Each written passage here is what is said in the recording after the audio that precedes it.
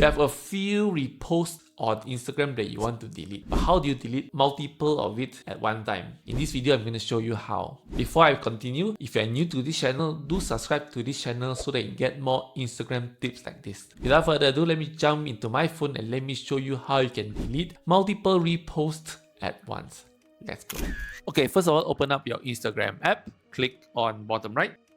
So when you see repost, is this two arrow icon, right? So how do you delete all in one shot? Click on the top right, the three lines, the burger icon, click on that. And then you can see your activity, click on your activity. And then you can see repost here, just click on repost. And there, when you click on the top right, select. So you can select a few, 1, 2, 3, 4, 5, 6, and then there's an option to delete. Of course, I do not want to delete it. I'm just showing you how you can do it. So this is one way you can delete multiple posts all at once. Then you do not have to like one by one delete from your repost feed. All right. So this is how you can select multiple and delete all at one time. So this is how easily you can do it. If you like what I share, do give me a like and subscribe to this channel so that you can get more social media tips like this. Thank you so much for watching, and I see you next time. Goodbye.